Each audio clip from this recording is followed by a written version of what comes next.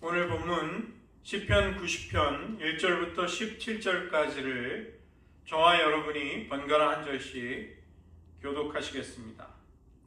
하나님의 사람 모세의 기도. 주여, 주는 대대에 우리의 거처가 되셨나이다.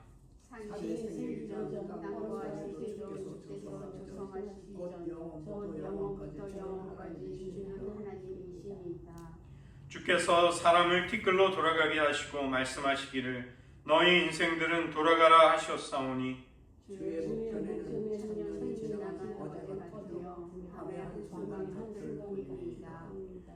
주께서 그들을 홍수처럼 쓸어가시나이다. 그들은 잠깐 자는 것 같으며 아침에 돋는 풀 같으니이다.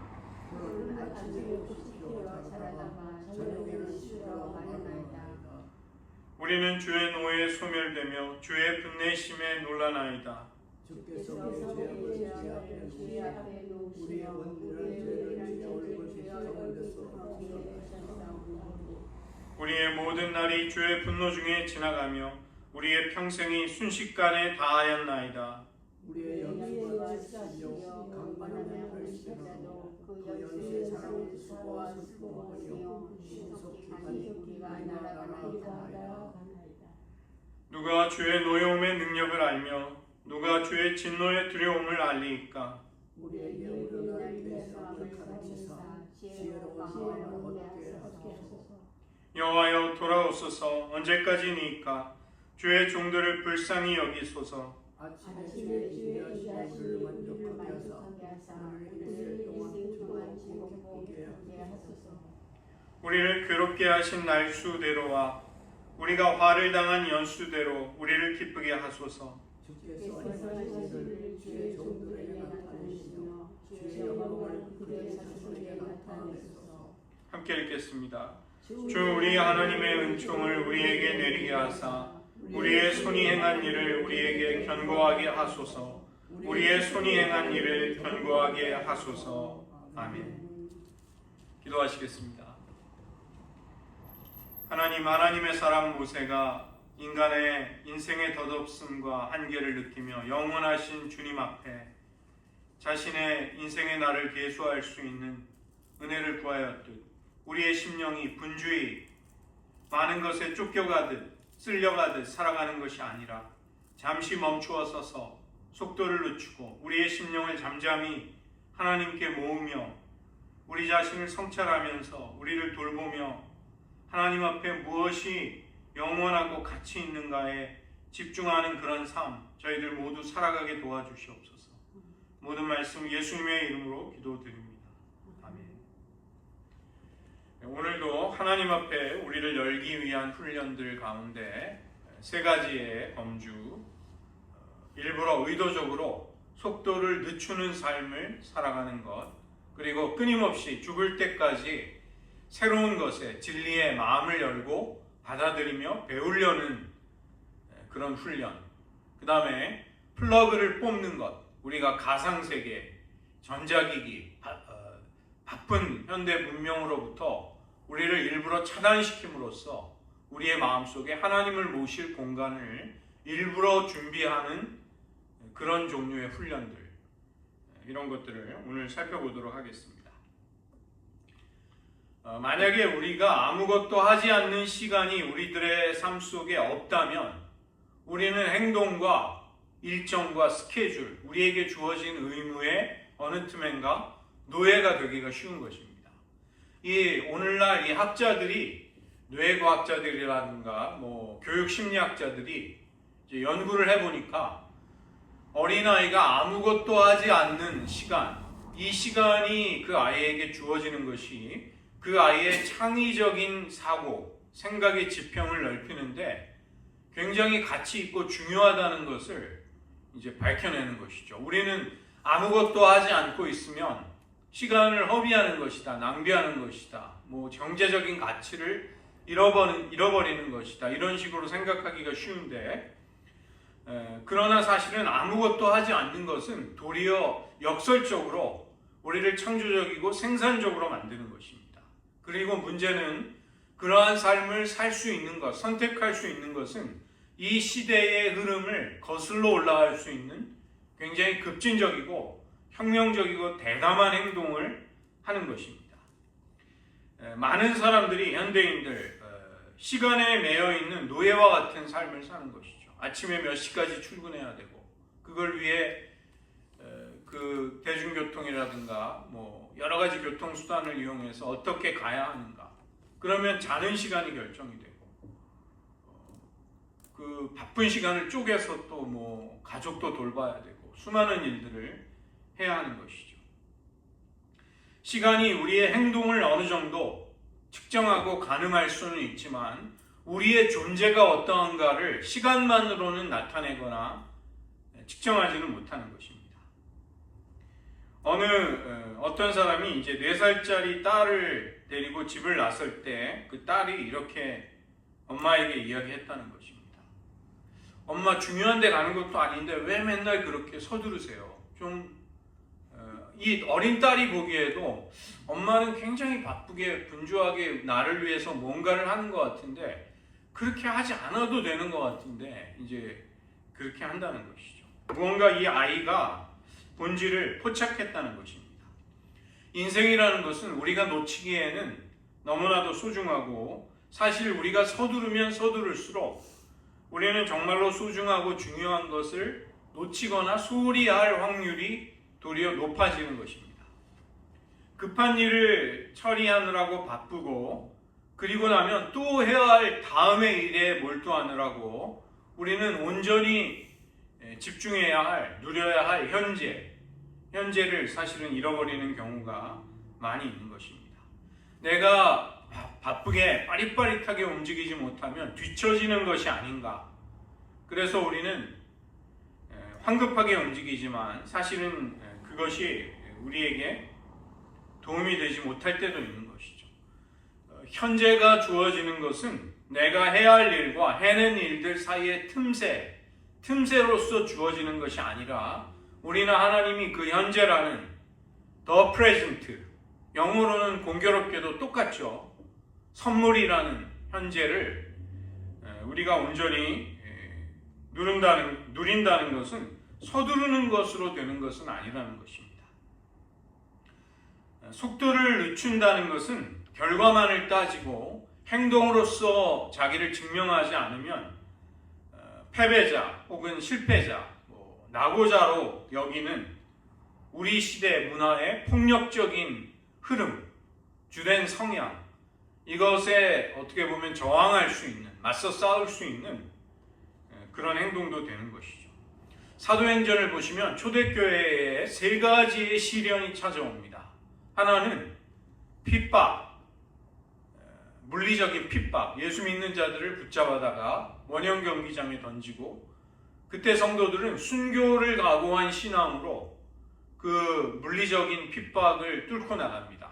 두 번째의 시험은 그 히브리파 과부들과 헬라파 과부들을 이제 구제를 할 때 히브리 말을 혹은 아람 말을 쓰는 그 과부들, 그러니까 이 본토의 유대인들 출신의 그 과부들에게는 구제품이 전달이 되는데 헬라파 과부들, 그러니까 헬라 말을 쓰는 이방인 출신의 크리스찬이 된 과부들에게는 구제품이 전달이 되지 않는 문제로 다툼이 일어나게 됩니다. 그때 사도들이 성령과 지혜가 충만한 7명의 집사를 뽑아라. 그들에게 구제를 맡기고 우리는 기도하는 것과 말씀 사역에 전념하겠다. 우선순위를 조정함으로써 그 분주함, 그 우선순위를 바로잡음으로써 그들은 무엇을 해야 할지, 무엇이 사도로서의 부르심에 응답하는 것인지를 분명하게 하게 되는 것이죠. 세 번째의 시험은 아나니아와 삽비라 부부가 밭을 팔아서 그것이 마치 자기가 일부를 숨겨두고서 전부를 바치는 것처럼 사람들을 속이는 일을 했을 때 베드로가 성령의 감동으로 너희가 성령을 속이고자 하느냐, 그들에게 성령의 심판이 임함으로써 거짓과 속임수, 그런 부정한 영이 초대교회를 어지럽히는 것을 하나님이 심판했던 사건이 있습니다. 이 핍박이라든가 아니면 부정, 불의, 이것은 명백한 것이죠. 그런데 우리가 해야 할 것에 집중하지 못하게 하는 그 우선순위가 무너지고 흐려지는 것, 이것은 위기처럼 보이지 않을지라도 사실은 굉장히 큰 위기인 것입니다. 어쩌면 우리들에게 가장 많이 찾아오는 위기, 그것은 우리가 정말로 하나님 앞에 중요하고 가치 있는 것에 집중해야 될 우리들의 삶을 흐트러뜨려 버리는 그런 문제가 우리들에게 도전과 유혹과 시련이 될 수 있다는 것입니다. 우리가 속도를 늦춘다는 것은 우리의 한계를 존중하고 내가 지금이라는 이 순간, 여기서 내가 하나님을 찾아야겠다는 그런 훈련을 하는 것입니다. 현재를 받아들이는 여백의 공간, 그 여백은 의식적으로 삶의 속도를 늦출 때 만들어낼 수가 있습니다. 우리가 쫓기듯이 밀려서 살듯이 분주하게 그냥 떠밀려서 살아가는 삶 속에서 이 속도를 늦추는 일은 저절로 일어날 수는 없는 것이죠. 제가 전에 그 뉴저지에서 고속도로에서 운전을 하다가 그 보복 운전을 당한 적이 있습니다. 이렇게 뒤에 한 젊은 백인애가 있었는데 제가 1차선을 아마 거기서 잘 비켜주지, 걔가 원하는 만큼 빨리 비켜주지를 못했나 봐요. 그러니까 걔가 이제 옆에다 차를 대고 막 손가락으로 막 욕을 하고 그런 일을 당했습니다. 갑자기. 그래가지고 막 가슴이 막 쿵쾅쿵쾅 뛰고 막 혈압이 올라가고 막 깜짝 놀랐는데 순간적으로 야, 나도 차를 다시 한번 붙여서 똑같이 좀 맞상대를 할까? 이렇게 하다가 그냥 그렇게 하는 게 지혜롭지 못한 것 같다. 내가 지금 내 심장이 이렇게 아드레날린이 그냥 분비가 돼가지고 막 그냥 정신을 못 차리겠는데 그러다 큰일 나겠다 그래가지고 이제 포기를 한 적이 있습니다. 어떤 분은 일부러 슈퍼마켓에 가면 가장 긴 줄에 서는 선택을 일부러 한다고 합니다. 효율을 생각한다면 그렇게 하는 것은 어리석은 것이죠. 그런데 긴 줄의 끝에 서서 일부러 주변 사람들을 관찰하고 그러면 뭐 이제 기도할 저 사람을 위해서는 기도해주고 싶은 마음이 든다. 뭐 그 다음에 힘들고 어려운 일을 상황에 있는 사람들을 이렇게 도와주기도 하고 힘에 부치는 것들을 나르고 있는 뭐 나이 드신 분 이런 분들을 돕기도 하고 이런 일을 한다는 것이죠. 우리가 나에게 허락된 현재의 순간을 충실하게 의미 있게 살 수 있게 해달라고 하나님께 구해야 할 필요가 있는 것이죠. 그 순간은 지금 내가 마주하고 있는 것이고 다시 오지 않는 것입니다. 이 서두른다는 것은 신자가 살아가는 방식, 교회가 하나님의 일을 감당하는 방식에도 영향을 주는 것이죠. 편의성과 능률, 신속한 결과, 그것이 빨리 주어지지 않을 때 우리는 조급해하고 좌절감을 느끼죠. 그러나 의미 있고 내실이 충실한 영적인 성장이 이루어지는가, 그것이 우리에게는 더 중요하다고 할 수 있습니다. 그리고 성장한다는 것, 하나님 앞에 내가 더 친밀하게 다가간다는 것, 다 시간이 걸리는 일입니다. 우정을 가꾸는 일은 절대적으로 시간과 정성을 투여하지 않으면, 먼저 쏟아붓지 않으면 일어날 수 없는 것이죠. 우리가 제자로서의 영적인 여정을 서두르면 우리 스스로가 우리를 속일 수 있습니다. 남들이 보기에 우리가 굉장히 열정과 성숙함이 가득한 사람인 것처럼 무언가 가장할 수도 있는 것이죠. 그러나 예수님은 제자들에게 충분한 시간을 주십니다. 그들이 성장하고 그들이 자기 자신의 오류를 바로잡을 수 있는 여유와 시간을 그들에게 할애해 주시는 것이죠. 그리고 그 과정 속에서 예수님은 인내하십니다. 그런데 예수님, 그 신적인 지혜를 가지신 예수님이 막 제자들이 못 알아듣고 엉뚱한 소리하고 뭐 딴짓하고 이런 걸 볼 때 얼마나 답답하셨겠어요. 그러나 예수님은 그들에게 기회를 주십니다. 예수님은 사람들의 생명을 살리기 위해서 자신의 사명이 긴급하고 정말로 중요하다는 것을 잘 아셨지만, 그러나 그 일을 행하시는 방식에 있어서는 인내심과 배려와 여유를 가지고 그 메시아의 길을 가셨던 것입니다. 긴급함, 명분, 꼭 해야 된다는 절박함, 그리고 인내라는 것은 마치 양립하지 못하는, 동시에 조화될 수 없는 것처럼 보입니다. 그러나 크리스찬의 삶의 여정 속에는 이 두 가지가 사실은 같이 있어야 하는 것이죠. 내가 긴급하고 중요한 것으로, 급한 것으로 느낄 수 있는 마음, 동시에 인내하면서 그 일이 이루어지기까지 하나님을 의지할 수 있는 마음, 이것이 필요한 것입니다. 혹시 여러분은 어떠한 것에 서두르고 성급하십니까? 나는 다른 것에 있어서는 상당히 관용적이고 그래도 여유를 가지는데 어떤 부분에 있어서는 정말 못 참는다.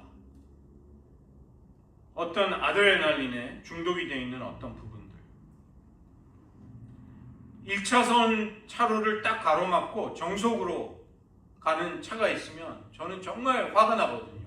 1차선은 추월차선인데 그러면 이제 옆 차선으로 확 이렇게 해가지고 깜빡이도 안 켜고 딱 그 사람 그 차 앞에 들어가서 막 네가 잘못됐다는 걸 이제 암시하는 행동을 하는데 요즘은 그렇게 안 합니다. 이제 전에는 그렇게 많이 했는데 행동이 굉장히 굼뜬 내가 중요하게 빨리 물건을 구해야 되는데 굉장히 그 종업원이 일을 어설프게 한다든가 너무 답답하고 내 앞에 막 꾸물거리는 애들 막 너무 답답하죠. 그때 우리가 어떻게 반응하는가?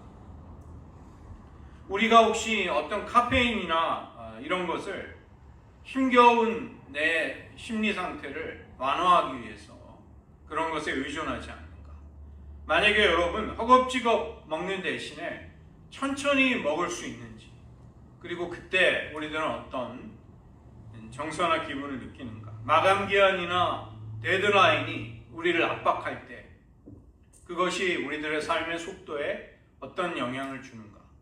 저도 좀 나쁜 버릇이 있는데 마지막까지 미루다가 마지막에 후딱 해치우는 좀 나쁜 버릇이 있습니다. 그래서 제 아내는 계획적인 사람이라서 저를 항상 비판하는데 이게 잘 안 고쳐지더라고요. 그래서 여기 나눠드린 핸드아웃을 한번 보십시오. 속도를 늦추는 것, slowing. 이것은 분주함과 서두름, 우리의 삶을 압박하는 것에서 벗어나서 하나님이 주신 순간을 성례로서 거룩한 하나님이 허락해 주신 시간으로서 온전히 맛보게 하는 방법입니다.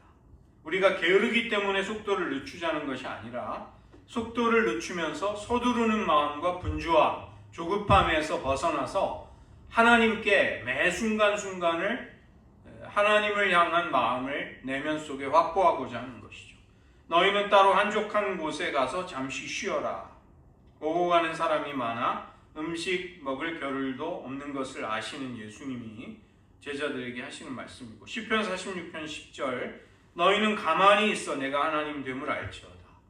하나님의 하나님 되심을 우리가 인식하는 것은 가만히 있어야 합니다. 그 어미하고 광대하신 하나님 앞에 하나님이 행하신 기이한 일들, 나에게 베푸신 은혜와 사랑 앞에 잠시 멈추어서 가만히 그분이 누구이신가를 우리는 알 수 있는 것이죠.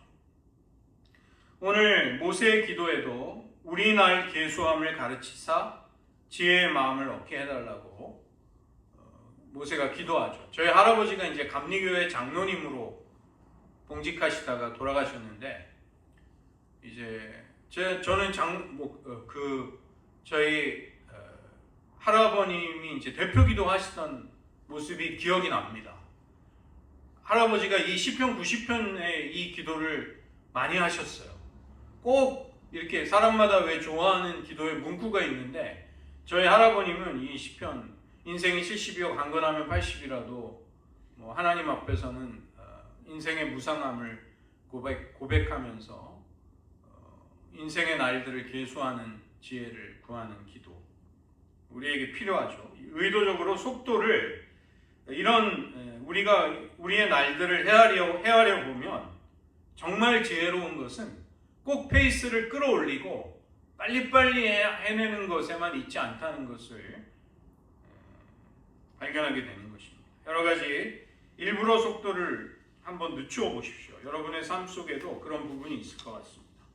뒤에 보시면 하나님이 주시는 열매, 무엇보다도 서두르지 않으면서 내 마음속에 하나님이 역사하시는 공간, 하나님이 말씀하실 수 있는 여백, 이런 것을 준비하는 것입니다. 사랑은 서두르지 않죠. 사랑은 주의 깊게 사랑하는 대상의 필요와 유익을 위해서 그렇게 그를 대하는 것입니다. 거기 밑에 보시면 여러 가지 좀 적용할 수 있는 것들,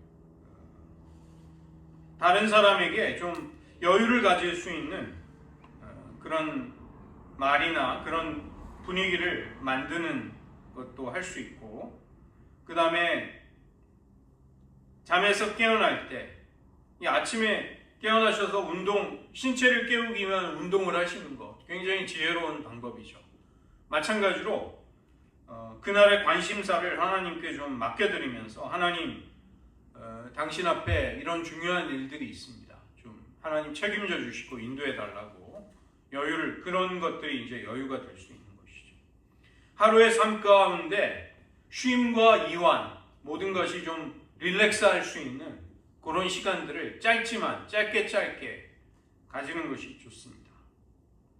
천천히 깊이 숨을 쉬면서 불안함을 떨쳐버리고 내가 하나님의 임재 속에, 하나님의 살아계심 속에 거한다는 것을, 그런 의식을, 임재의 의식을 일깨우실 필요가 있습니다. 코람데오, 하나님 앞에서라는, 그게 그냥 라틴어 문구로서만이 아니라 수도사들은 자기가 거하는 방에 벽에다 큰 눈을 그려놓고 그걸 늘 의식했다고 합니다. 내가 하나님 앞에 지금 있다는 것을 의식하면서 사는 것이죠.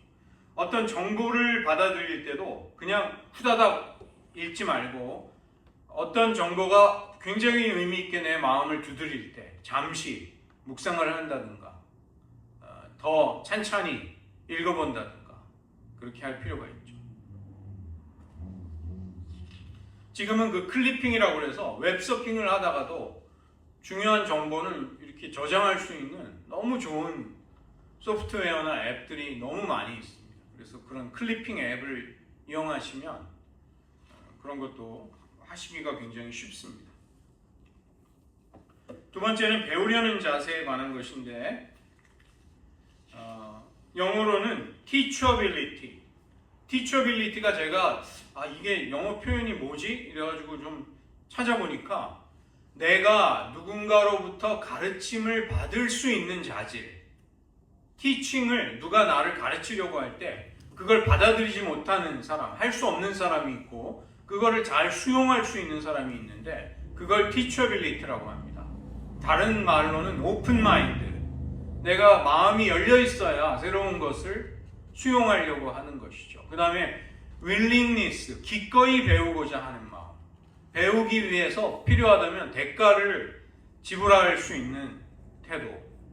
그 다음에 세 번째는 readiness, 준비성, 누군가가 나를 잘 가이드를 줄 때 그걸 잘 받아들일 수 있는 준비성, 이런 것들을 teachability 속에 포함이 되어 있는 것이죠. 만약에 우리가 춤을 배운다고 할 때 스텝을 배운다는 것이 상당히 시간이 걸리겠죠. 춤에 천부적인 재능이 있으면 빨리 배우겠지만 저 같은 몸치는 굉장히 배우는 게 힘이 듭니다. 자기 자신의 발에 걸려 넘어지지 않기 위해서 하나님은 우리에게 순종을 가르치십니다. 그러면 조금씩 우리가 순종하는 사람이 되면 우리에게 자유가 찾아오게 됩니다. 우리가 하나님의 뜻 안에 거하고 있다는 것이 우리를 자유케 하는 것이죠. 그러니까 그런 자유를 경험한다는 것은 단번에 되지 않습니다. 경험과 훈련이 당연히 필요하게 되는 것이죠. 그 다음에 지식에는 분명히 힘이 있습니다. 그러나 지식이 많다고 해서 반드시 지혜로워지지는 않습니다. 제가 전에 영성 목회를 하는 이재천 목사님께로부터 좋은 지혜로운 비유를 들어서 아마 소개했던 적이 있는 것 같아요. 그 조기축구회의 비유. 우리가 영성훈련을 할 때 우리는 굉장히 수도사들처럼 전문적으로 깊이 있게 못한다고 해서 전혀 좌절할 필요가 없습니다. 조기 축구회에 나가는 사람들이 아침마다 클럽에서 동네 친구들하고 축구를 즐깁니다. 우리가 다 프로 선수들 같이 잘 쳐야만 필드에 나가서 골프를 하는 게 아니잖아요. 얼마든지 그걸 운동으로 취미로 즐기는 사람들이 있듯이. 그런데 굉장히 역설이 있습니다. 무엇이 역설이냐면 조기 축구에서 가장 많이 다치는 사람들이 누군가? 과거에 축구 선수 출신이었던 사람들. 왜냐하면 이 사람들은 자기 기억 속에 어떻게 터닝 슛을 하는지 정확한 그 자세와 감각이 생생하게 그 머슬 메모리로 이제 몸에 체득이 되어 있는 사람인데, 터닝 슛을 하다가 이제 골반이 다치고 이런다고 그래요. 이게 무슨 얘기냐면 시간이 지나서 자기가 선수 시절에 펄펄 날아다닐 때 신체의 컨디션, 그 활력을, 에너지를, 근육을 유지하지 못하고 있잖아요. 배 나온 아저씨가 돼가지고 아는 건 있어서 똑같은 자세로 터닝 슛을 하면 골반이 다친다는 것입니다. 이게 무슨 얘기냐면 우리가 신자로서 정확하고 올바른 지식, 많은 경험, 은혜의 체험, 이것은 소중한 것입니다. 그런데 내가 하나님과의 기도라든가 살아있는 생생한 관계 속에서 그 신앙의 실천을 할 수 있는 것이지, 그렇지 않으면 우리는 사실은 내가 지식이 있기 때문에 어떻게 보면 더 위선적이 될 수 있는 것입니다.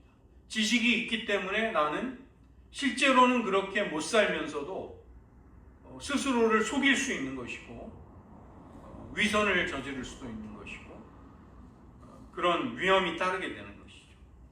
새로운 것을 배운다는 것이 꼭 이 배우려는 자세, 티처빌리티가 있다는 것과 동의어가 아닙니다. 어떤 사람들은 더 많은 지식과 새로운 것을 자기를 합리화하는데 그걸 위해 쓰는 거죠. 그래서 지식을 이렇게 습득하고 자기 편견을 강화하는데 그런 명분으로 쓰는 사람들도 있습니다. 예수님은 배우려는 마음을 가진 사람들을 기뻐하셨고 주님의 공생애 속에 그러한 사람들을 눈여겨보셨습니다. 겉모양, 외형 너머에 있는 것들을 볼 줄 아는 사람들, 성급한 판단을 내리지 않는 사람들, 이들에게 많은 사역을 하셨습니다. 정직한 질문을 하는 사람들을 예수님이 내치거나 왜 이렇게 무식하냐, 질책을 하신 적이 한 번도 없는 것 같아요. 예수님은 정직한 사람들의 질문을 굉장히 좋게 보셨습니다. 그리고 지식은 있지만 무자비하고 완악하고 배우려고 하지 않는 아둔한 사람들, 이들에 대해 슬퍼하시고 탄식하셨습니다. 요한복음 5장 39절로 40절, 너희가 성경에서 영생을 얻는 줄 생각하고 성경을 연구하거니와. 이 바리새인들이 얼마나 성경을 연구했을까요? 율법학자들. 이 성경이 곧 내게 대하여 증언하는 것이니라.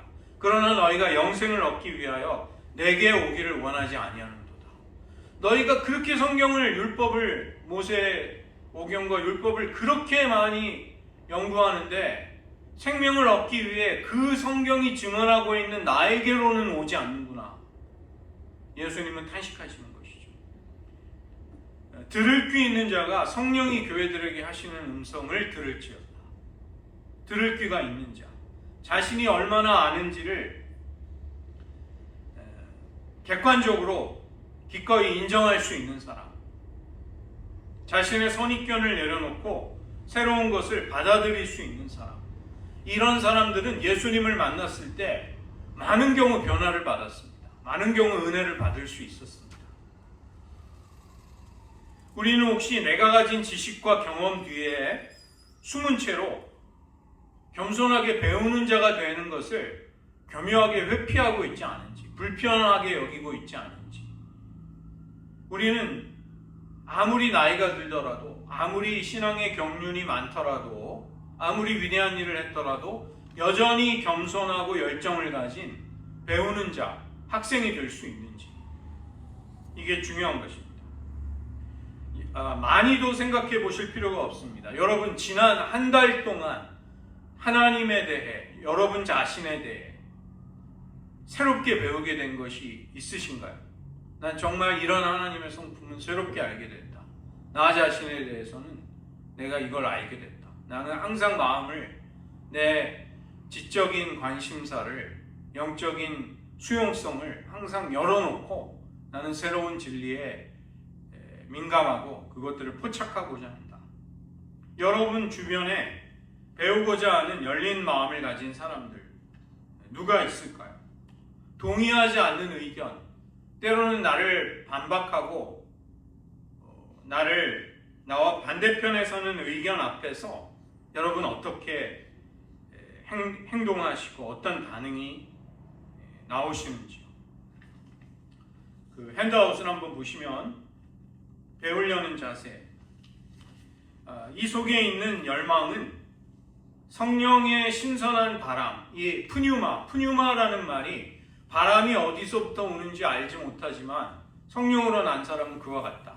푸뉴마를 가지고 예수님이 언어 유희를 하신 것입니다. 성령의 바람, 이 푸뉴마가 언제 어떻게 불어오는지 우리는 알 수 없지만 바람이 불어오면 우리는 압니다. 성령으로 난 사람도 그렇다는 것이죠. 그래서 우리는 그것에 대해서 항상 열려 있어야 할 필요가 있습니다. 그 때문에 내가 다 알고 있다, 내 의견이 성숙하고 더 이상 추가할 것이 없다라는 식의 태도, 이것은 우리가 버릴 수 있어야 하고 많이 듣고 적게 말하려고 할 필요가 있는 것이죠. 하나님이, 성령님이 새로운 일을 하실 수 있다. 그런 것들. 그 다음에 내가 알고 있는 것이 항상 옳지 않다는 것을 인정할 수 있는가. 정말 미안합니다. 제가 미숙해서 제가 그걸 알지 못해서 이런 사단이 났습니다. 일을 망쳐버렸습니다. 좀 도와주실 수 있으신가요? 제 부족함에 대해서 저는 도움이 필요합니다. 이런 말을 거리낌 없이 할 수 있는가. Lifelong learner, 평생 배우는 자, 그냥 겸손하게 호기심을 가지고. 이러기 위해서는 자기 자신에 대한 권위 의식으로부터 벗어날 필요가 있습니다. 내가 절대적이지 않을 수 있다. 그 다음에 남들이 또 나를 그런 자리에 올리려고 할 때 내가 만약에 그걸 감당하지 할 정도가 아니라면 바로 사양을 할 수 있는 마음. 저는 그 정도까지는 아닙니다. 저는 그 부분에 있어서는 리더가 아닙니다. 이렇게 할 수 있는가. 그래서 몇 가지 훈련들이 있는데, 예를 들면 거기 영성훈련 1번 5페이지에 보시면 예수님이 모순되는 말씀을 하셨어요. 나와 함께 아니하는 자는 나를 반대하는 자요, 나와 함께 모으지 아니하는 자는 해치는 자니라. 그리고 마가복음에 우리를 반대하지 않는 자는 우리를 위하는 자니라. 이게 모순처럼 보이지만 우리가 맥락을 살펴보면 알 수 있습니다. 마태복음 12장에서는 강한 자를 결박하고 세간을 강탈하는 정복자로서의, 더 강한 자로서의 예수님. 우리는 영적 전쟁 속에서 예수님과 함께 하지 않는다면 예수님을 반대하는 편에 서는 셈이 되는 것입니다. 당연히 그렇죠. 근데 마가복음 9장에서는 예수님의 이름으로 귀신을 쫓는 자를 볼 때 제자들이 그걸 금지시키려고 했을 때 예수님은 그렇지 않다, 허용해라. 우리를 반대하지 않는 자는 우리를 위하는 자니라. 그 귀신을 쫓는 자가 예수님의 이름으로 귀신을 쫓을 때 예수님을 반대하는 편에, 대적하는 편에 서지 않을 것이다. 이렇게 예수님은 그렇게 넓게 그 상황을 보시는 것이죠. 여기 모순돼 보이지만 공통점이 있습니다. 예수님과 관련돼서 중간지대, 회색지대, 중립지대는 없다는 것입니다. 우리가 어느 쪽이든 예수님 편에 서야 하는 것은 분명한 것이죠. 그런 것들을 우리가 모순돼 보이는 것도 잘 문맥을 보면 알 수가 있는 것입니다. 마치 모순처럼 보이는 것도, 역설처럼 보이는 것도 우리가 차분히 그걸 배우려고 하고 탐구하려고 하는 태도. 그 다음에 그냥 다른 것들은 다 더 겸손한 마음으로 배울 수 있는 것들을 한번 추구해 보시고 4번에 보시면 여러분의 성장을 위한 훈련을 한두 개 정도는 선택하셔서 꾸준히 한번 해보십시오. 그것이 여러분의 성장에 주님 앞에 나아가시는데 도움이 되실 것입니다. 그 다음에 세 번째 훈련은 언플러깅, 플러그를 뽑는 훈련입니다. 그야말로 플러그를 뽑는 것은 전자기기의 플러그를 뽑는 것도 있고 우리의 내면 세계, 영적인 세계의 플러그를 때로는 예수님께 관심을 두기 위해서 다른 모든 플러그들을 뽑아버릴 수도 있는 것이죠. 휴가에 갔다 오면 사람들은 수백 통의 이메일, 수많은 처리해야 할 일들이 쌓여있는 일상으로 돌아갑니다. 그래서 정신없이 그 일들을 하는데 우리의 많은 경우 일상이라는 것이 이제 현대인들 그냥 컴퓨터 화면 앞에서 업무를 하고 온라인으로 일하고 대면하는 그런 생활 방식을 하지 않는 경우도 많이 있죠. 예전에 블랙베리, 캐나다의 블랙베리 전화가 처음 나왔을 때 푸시 기능, 이메일을 전화기로 알려주는 그런 기능이 있었어요. 그래서 그거 가진 무역회사 다니는 사람들은 진짜 고통스러워했습니다. 한밤중에도 지구 반대편에서 자기랑 거래하는 회사에 이메일이 날라오는데 오늘날은 이제 그런 직업윤리 같은 게 이제 그런 거를 좀 이렇게 피하려고 하지만 그 당시에는 초창기에는 좀 무식한 방법으로 이제 그러한 것에 막 이렇게 응대를 해야 되는 그런 일들이 많이 있었죠. 얼굴이 없이 소통하는 그런 것이 현실 세계만이 아니라 신앙의 세계에서도 그 팬데믹으로 인해서 너무 많이 보편화됐습니다. 캠퍼스가 없는 온라인 교육. 그래서 제가 아는 교인의 그 자녀는 하필이면 팬데믹이 시작할 즈음에 대학에 들어가서 거의 그게 끝날 때쯤에 졸업을 했는데 캠퍼스에 가서 수업을 들은 적이 별로 없을 정도로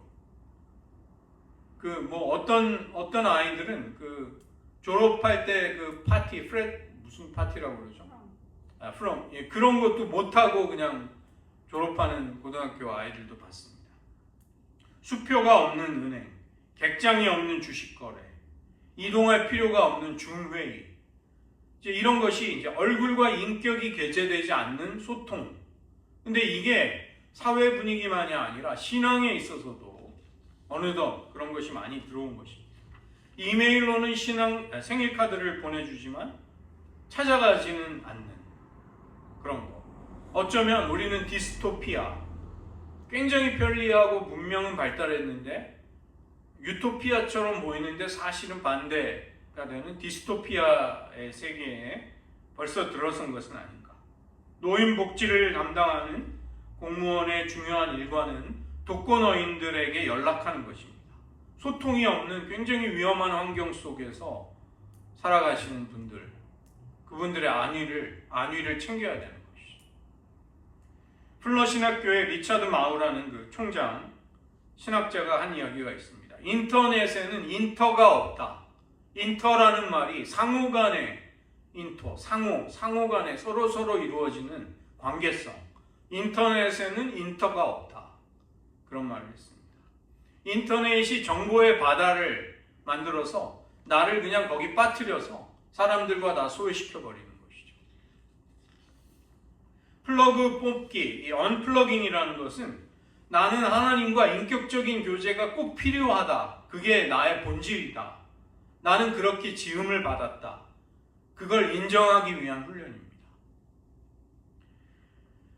우리가 얼굴과 얼굴을 꼭 맞대야 될 필요가 있죠. 하나님과의 관계도 그런 순간이 우리에게는 필요합니다. 디지털로, 개념으로 그런 식으로 연결되는 거, 비인격적으로 되지 않는 부분이 있습니다. 만나야만 되는 부분. 얼굴을 직접 보고 마주 잡는 따뜻한 손길의 체온을 느끼고 누군가가 있음으로 인한 온기와 임재의 분위기를 꼭 느껴야지만 되는 것. 그런 방해받지 않는 공간이 우리들에게는 필요하다는 것을 인정하는 것이 언플러깅을 하는 것입니다.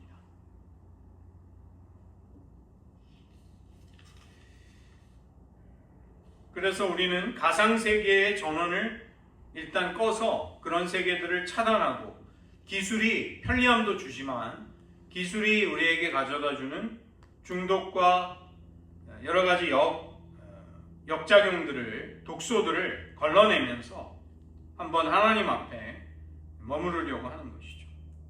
혹시 여러분이 온라인에 있는 동안 가족이 불평을 한 적이 있으신지요? 왜 그거에만 그렇게 매달려 있느냐? 그런 불평을 하실 수도 있고 들으실 수도 있었을 것 같습니다. 사이버 공간이 주는 많은 유혹이 있습니다. 이 역작용들, 폐해들, 히키코모리, 방 안에 들어가서 안 나오는 사람들 많아졌습니다. 게임 도박, 그 다음에 온라인 도박, 성과 포르노 중독, 패거리 문화, 사이버 폭력, 조작과 거짓 증거, 정보를 만들어내고 남을 모함하고 악의적으로 비방하고, 이런 것들 온라인에서 굉장히 많이 일어납니다. 누군가를 인격과 인격을 맞대는 만남을 피하기 위해서 우리는 여러 가지 장비를 사용할 수도 있는 것이고, 그 다음에 이 가상세계에서의 또 여러 가지 폭력과 범죄들이, 모욕 같은 것들이, 비인격적인 일들이 있는 것이죠. 그래서 여러분 다시 한번 플러깅 핸드아웃을 보시면, 하나님과 사람들과의 진정하고 인격적인 상호작용을 위해서 방해받지 않는 공간을 만들기 위해서, 그런 시간을 확보하기 위해 플러그를 뽑는 것입니다. 그래서 여러분, 이게 모든 사람이 똑같지는 않겠지만 여러분에게 꼭 필요한 그런 시간들을 한번 가져보시기를 바랍니다. 제일 좋은 거는 저는 새벽 시간인 것 같아요. 새벽 시간. 새벽 시간에 이메일 체크하고 그날 새로운 뉴스 보려고 하지 말고, 모든 새로운 것들을 접하거나 다른 인간관계에 치이기 전에 하나님 앞에 잠시 시간을 가지는 것입니다. 제가 오늘도 이제 침묵기도를 해봤는데 20분이 꽤 길어요. 해보면 침묵기도 속에 딱 들어가서 해보면 그 20분 동안 굉장히 많은 것들을 기도하고 성찰하고 하나님 앞에 아뢰고, 또 하나님 앞에 이렇게 머무를 수 있는 시간이 굉장히 충분한 여유가 된다는 걸 느낍니다. 그리고 굉장히 그게 힘들지 않고 기뻐요. 하나님, 제가 당신 앞에 그냥 아무것도 하지 않고 할 필요도 없이 하나님 앞에 나왔습니다. 하나님 앞에 있겠습니다. 이런 시간들.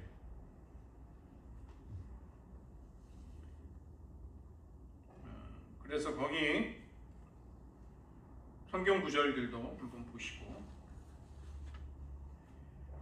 하나님이 주시는 열매, 예수님과만 시간을 보낼 수 있는, 방해받지 않는 시간을 확보하는 것입니다. 그리고 의도하든 아니었든 간에 그런 기술 문명의 폐해, 이런 것으로부터 좀 우리가 벗어나서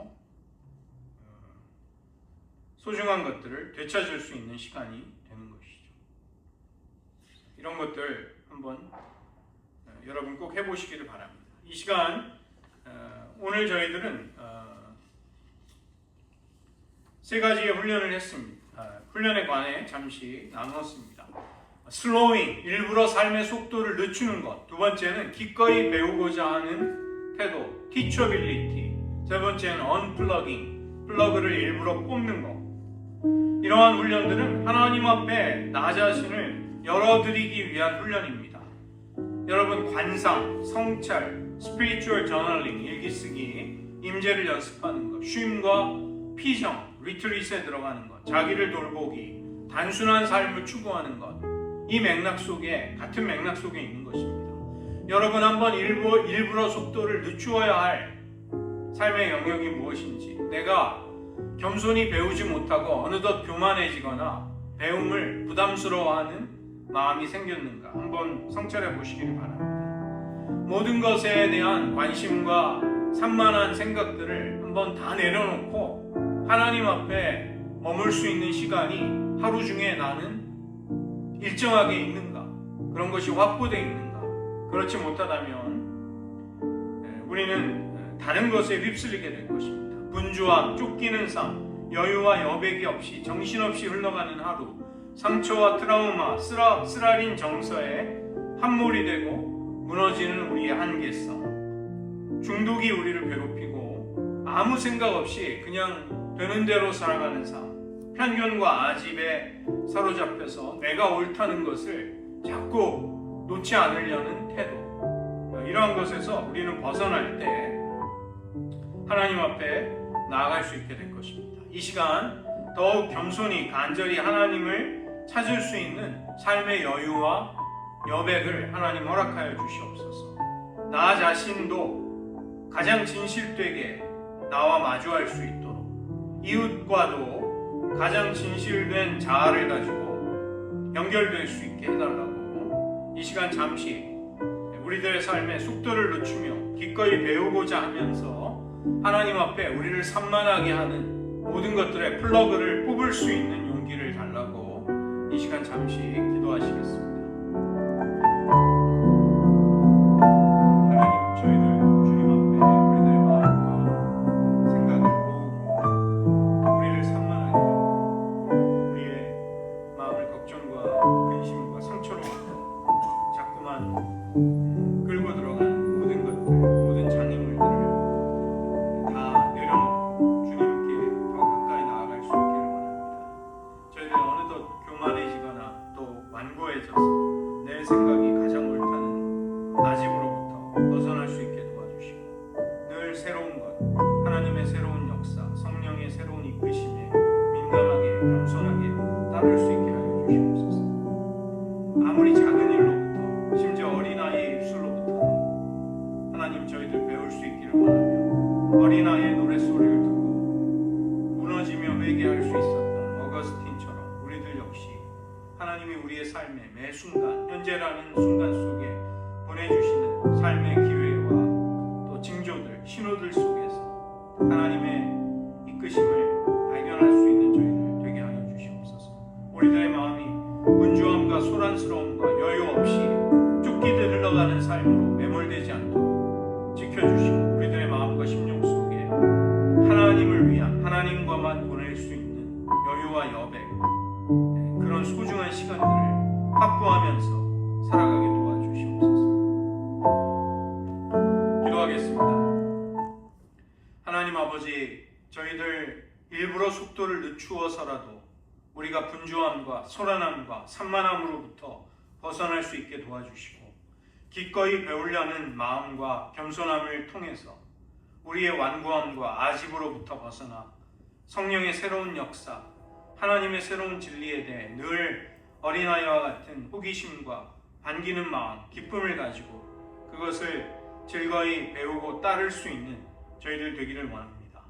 하나님, 우리들의 삶에 하나님 앞에서만 보낼 수 있는 시간과 여백과 공간을 만들지 못하며 살아왔다면, 그것을 소홀하게 여기며 살아왔다면 우리들의 삶에 모든 플러그를 뽑아버리고서라도 주님 앞에 오직 독대할 수 있는 그런 시간을 만들 수 있는 매일매일이 될 수 있도록 도와주시고 우리들 기꺼이 주님 앞에 필요한 대가를 지불하면서 나에게 가장 적합한 하나님이 이끌어주시는 영적인 훈련에 매진하고 또 뛰어들므로써 하나님 앞에 그 훈련들이, 그 경건의 실천들이 우리를 하나님께로 더 가까이 친밀하게 이끌어가는 삶이 되게 하여 주시옵소서. 우리가 무언가 하나님을 위해 훈련하고 헌신하는 것이 우리의 훈장과 자랑거리가 아니라 도리어 그것이 우리를 주님께로 더 가까이 이끌므로 인해서 우리의 심령이 더 겸손하고 더 낮아지고 하나님의 행하심에 더욱 즐거워하고 기뻐하며 세상과 사람의 다툼으로부터 평가로부터 자유할 수 있는 마음을 우리들에게 허락하여 주시옵소서. 모든 말씀 예수님의 이름으로 기도드립니다.